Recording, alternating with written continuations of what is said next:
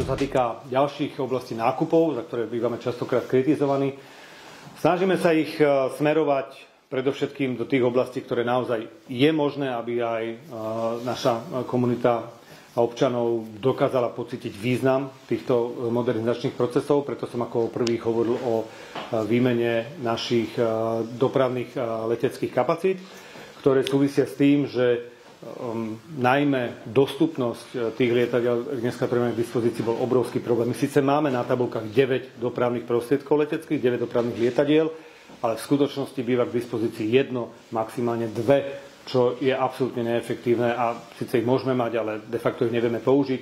Mali sme aj teraz nejaké výzvy, ktoré sme chceli realizovať, alebo problém ich realizovať práve pre nedostupnosť týchto leteckých prostriedkov. To je prvý problém. Druhý problém je samozrejme servis a modernizácia, ktorú si už medzičasom tieto prostriedky vyžadujú a rozpočet tejto modernizácie je v viac ako 250 miliónov eur, čo už nás potom privádza na myšlienku, či nie je jednoduchšie zamyslieť sa nad novými akvizíciami.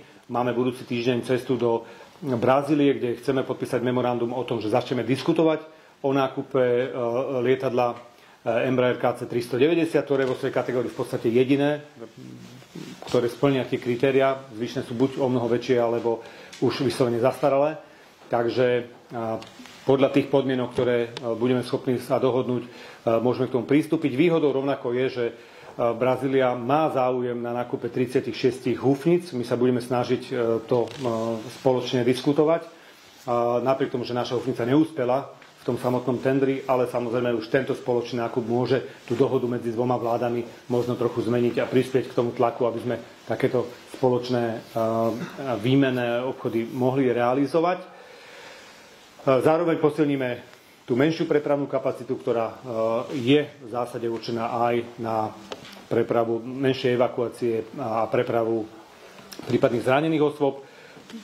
To tým, že tam nepovažujeme za potrebné kúpiť novú techniku, ale môžeme kúpiť techniku používanú, sa ten nákup môže javiť ako veľmi efektívny a zároveň ho môžeme k dispozícii relatívne veľmi rýchlo, pretože, ako som už spomínal, mali sme už teraz jeden prípad, ktorý bol veľmi vhodný aj z pohľadu umiestnenia priamo jednotky intenzívnej lekárskej starostlivosti na palubu, ale bohužiaľ ten trh je tak dynamický, že medzičasom už nie je v ponuke a našiel si svojho iného kupca. Takže tu budeme operatívne fungovať v najbližších dňoch a týždňoch.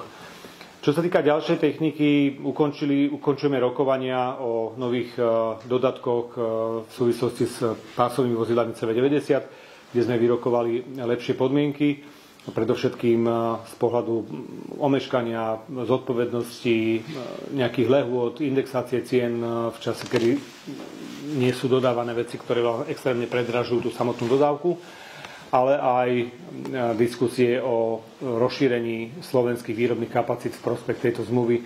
Mali by sme to v najbližších dňoch takto ešte pred koncom roka mať k dispozícii. Podobne sme už na konci diskusie o protivzdušnom systéme, ktorý už vlastne je kompletný a už sme v tom dodávateľskom procese, kedy by sme mohli v závere budúceho roka mať prvé komponenty v priebehu roku 2026 mať k dispozícii prvú funkčnú batériu protivzdušného systému.